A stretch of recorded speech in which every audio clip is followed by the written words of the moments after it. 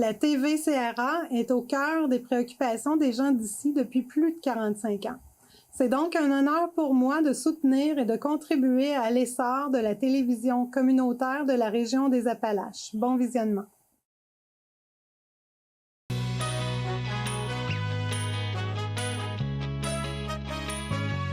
Madame, Monsieur, bienvenue à votre émission habituelle d'information Appalaches en quelques mots.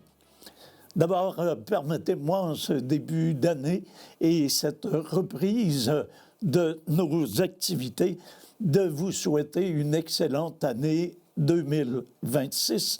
Et pour employer la formule traditionnelle, allons-y de vœux de santé, prospérité et bonheur.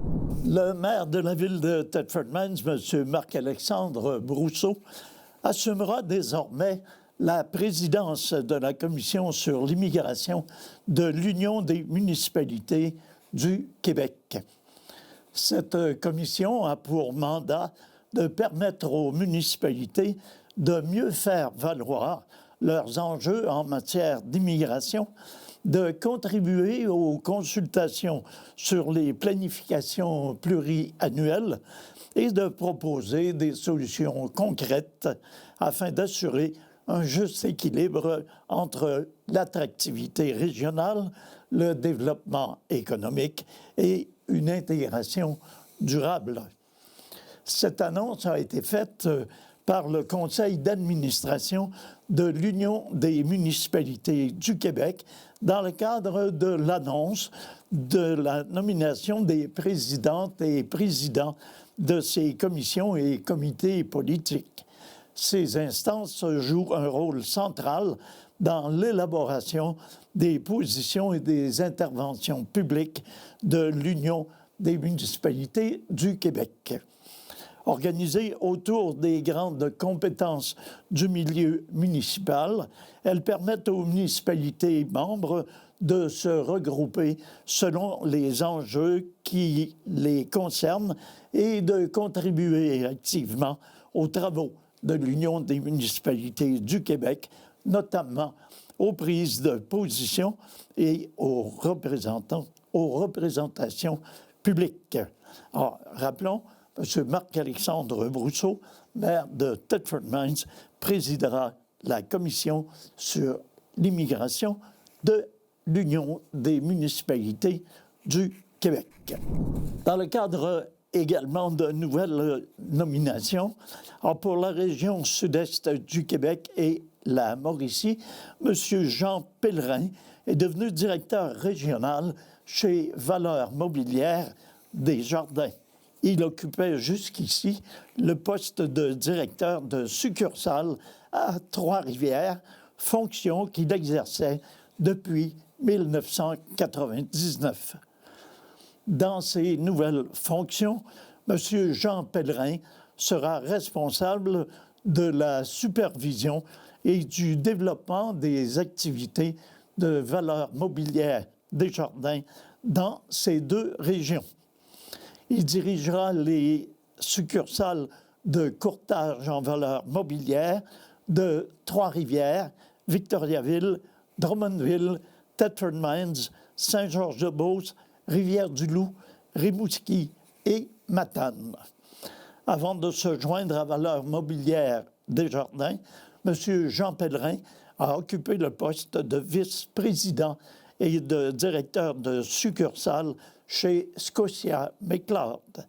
Il a amorcé sa carrière dans le secteur des valeurs mobilières chez Tassé et Associés. Détenteur d'un baccalauréat en administration des affaires, option finance de l'Université du Québec à Trois-Rivières, M. Jean Pellerin a été président de la Chambre de commerce et d'industrie de Trois-Rivières en 2020-2021. Un violent incendie a ravagé une ferme laitière du 7e rang à Saint-Adrien-d'Irlande vendredi dernier, causant des pertes importantes, alors qu'entre 75 et 100 têtes de bétail ont péri et que le bâtiment a été entièrement détruit. Les services d'urgence ont été appelés à intervenir autour de 15 heures vendredi pour un début d'incendie. Les flammes et une épaisse fumée étaient alors visibles et une alerte générale a rapidement été déclenchée. Le vent qui soufflait du sud-ouest au moment de l'intervention a grandement compliqué le travail des pompiers sous la direction de M. Jean-Guy Frappier, chef de division aux opérations au service de sécurité incendie de la ville de Thetford Mines. Le vent poussait les flammes directement vers la laiterie où le feu faisait rage. L'incendie s'est rapidement propagé à l'ensemble du bâtiment. Le service de sécurité incendie régional de l'Érable a été appelé en entraide avec ses camions citernes, tout comme le service incendie de Saint-Joseph de Coleraine, afin d'assurer l'approvisionnement en eau. Une excavatrice a également été requise pour venir à bout des derniers foyers d'incendie. Les opérations se sont terminées en fin de soirée vendredi. Personne n'a été blessé, mais les pompiers ont dû composer avec des conditions difficiles en raison des forts vents et de la pluie. La neige présente sur le site se transformait en glace, rendant les déplacements difficiles. Samedi matin, il était encore trop tôt pour déterminer la cause de l'incendie. Celle-ci sera probablement très difficile à identifier compte tenu de la destruction totale du bâtiment. Samedi, le 31 janvier prochain, de 9 h à midi, la ville de Thetford Mines invite les amateurs de plein air à découvrir les sentiers de ski de fond et de raquettes du territoire. Dans le cadre de cette activité, l'accès au site ainsi que la location d'équipements seront offerts gratuitement aux résidents de Thetford Mines. En cas de mauvais temps, l'activité sera remise au lendemain, dimanche, le 1er février. Organisée en partenariat avec le club de ski de fond de l'Or-Blanc de Black Lake, le club de ski de fond de Thetford et le comité de raquettes du club de golf et curling de Thetford, cette matinée plein air a pour objectif de faire découvrir les dizaines de kilomètres de sentiers qui sont aménagés un peu partout à travers la ville. Alors qu'un droit d'accès est généralement exigé pour le ski de fond, l'entrée aux deux sites sera exceptionnellement gratuite pour les citoyens lors de cette journée sur présentation d'une preuve de résidence. Afin d'assurer une ambiance chaleureuse, les deux sites proposeront un feu de joie, de la musique, du chocolat chaud et du café.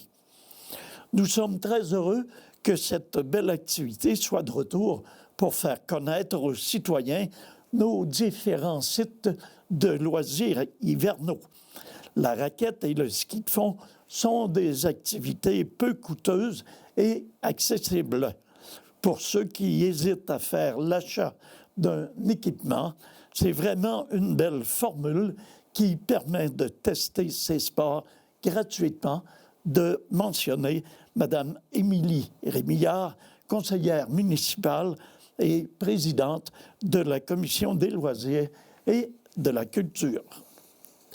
Les citoyens de Thetford Mines qui souhaitent s'initier à ces sports et qui ne possèdent pas d'équipement ont la possibilité d'effectuer la location gratuitement en réservant au moins 24 heures à l'avance auprès des clubs. Le site de Thetford offre la location de ski de fond et de raquettes, tandis que le site de Black Lake offre la location de raquettes uniquement. On peut communiquer avec le club de ski de fond de Thetford au 88 335 2931 poste 2, avec le comité de raquettes du club de golf et curling de Thetford au 88 335 2981 poste 4 et au club de ski de fond de l'Or-Blanc de Black Lake au 88 334 8259 pour le prêt de raquettes seulement. Samedi le 17 janvier prochain, entre 9h et 13h, le Cégep de Thetford ouvrira ses portes à la population. L'objectif de cette journée sera de faire découvrir ses programmes ainsi que ses installations à toutes les personnes désirant entamer ou poursuivre des études collégiales. Tout au long de cette journée du 17 janvier prochain, les gens auront l'occasion de rencontrer des membres de chacun des programmes offerts. Ces derniers pourront répondre à leurs questions tout en leur faisant faire une visite personnalisée de leur département. Les personnes intéressées par une formation pré-universitaire, une technique ou encore une attestation d'études collégiales pourront donc s'entretenir avec le personnel enseignant et ainsi faire un choix éclairé pour leurs études au collégial.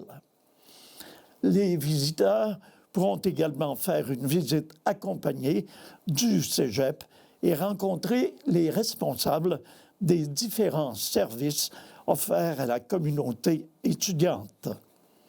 Notons, entre autres, les activités sportives et socio-culturelles, le service de prêts et bourses, les services adaptés et le responsable des admissions.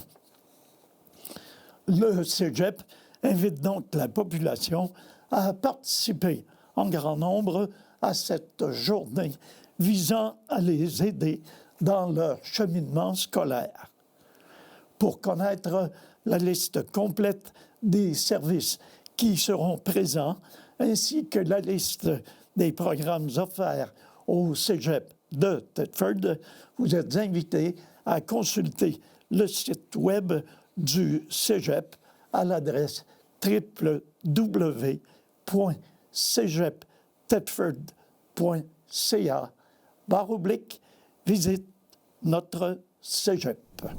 La députée de Lotbinière-Frontenac, Mme Isabelle Lecourt, a confirmé au nom du ministre de la Culture et des Communications, M. Mathieu Lacombe, que 2 bibliothèques publiques autonomes de Lotbinière-Frontenac seront soutenues afin de bonifier leur collection documentaire. Une somme de 149 643 est accordée via l'appel de projet en développement des collections des bibliothèques publiques autonomes, soit 20 427 $ pour la bibliothèque de Saint-Apollinaire et 129 216 $ pour la bibliothèque publique de Thetford Mines. À l'échelle nationale, l'aide financière s'élève à 20 300 000 $. Cette aide financière permettra aux bibliothèques de 177 municipalités de plus de 5 000 habitants et plus d'étayer leur collection. En plus de valoriser le rôle des bibliothèques comme lieu citoyen gratuit, ce financement bénéficiera également à la chaîne du livre québécoise, puisque les établissements ont l'obligation de s'approvisionner auprès des librairies agréées de leur région. La MRC des Appalaches a enregistré une augmentation de 191 habitants, portant sa population à 45 152, selon le décret de population 2026 publié en décembre dans la Gazette officielle du Québec. Cette croissance demeure toutefois légèrement inférieure à celle observée au cours des 2 années précédentes, soit 426 en 2025 et 874 en 2024. Publié annuellement, le décret de population repose sur les estimations de l'Institut de la statistique du Québec. Ces données servent de référence pour l'application de lois et de règlements, ainsi que pour la gestion de plusieurs programmes gouvernementaux. La ville de Thetford Mines affiche à elle seule une hausse de 184 résidents, franchissant ainsi le cap des 27 000 de population à 27 075 habitants au total. 10 autres municipalités de la MRC présentent également une croissance, à savoir Adstock avec 28 résidents de plus, Saint-Joseph de Coleraine avec 24, Beaulac-Garbé avec 18, Saint-Pierre-de-Bretonne avec 14, Saint-Jacques-le-Majeur de Wolfstone avec 12, Saint-Julien avec 8, Irlande avec 6 résidents de plus, Saint-Praxède avec 5, Saint-Jean-de-Brébeuf également avec 5 et Sacré-Cœur de Jésus avec 2. En proportion, Saint-Jacques-le-Majeur de Wolfstone se distingue avec la plus forte progression, soit une hausse de 6 %. Par ailleurs, 8 municipalités voient leur population diminuer. C'est le cas d'East Broughton, qui a perdu 42 citoyens, de Sainte-Clotilde-de-Beauce et de Saint-Fortunat, qui en ont perdu 18, de Saint-Jacques-de-Leeds avec moins 15, de Saint-Adrien d'Irlande avec 10 citoyens de moins, de la paroisse d'Israëli avec une diminution de 8, de la ville de Disraeli avec 3 citoyens de moins et de Kennersville qui affiche 1 citoyen de moins. Dans les 5 dernières années, la population de la MRC des Appalaches a progressé de 5,27 %, ce qui représente une hausse de 2261 habitants par rapport aux données de 2021. En chiffres absolus, les plus fortes augmentations sont observées à Thetford Mines, soit 1431 citoyens de plus pour une augmentation de 5,58 %. 329 citoyens de plus ont été enregistrés à Adstock pour une augmentation de 11,47 % et à Saint-Joseph de Coleraine pour 193 citoyens de plus pour 11,18 % d'augmentation. En pourcentage, Sainte-Praxède se démarque avec une croissance de 20,25 %, passant de 326 à 392 habitants, et ce, au cours des 5 dernières années. Pendant cette même période, 4 municipalités ont affiché un recul, à savoir Saint-Adrien d'Irlande avec 59 habitants de moins, Beaulac-Garbé avec moins 31, Sainte-Clotilde-de-Beauce avec moins 13 et Saint-Jean-de-Brébeuf avec moins 9. Je vous rappelle que ces chiffres et ces tableaux sont disponibles dans le décret de population qui est publié par la Gazette officielle du Québec que l'on peut retrouver sur le site Internet de l'Assemblée nationale du Québec.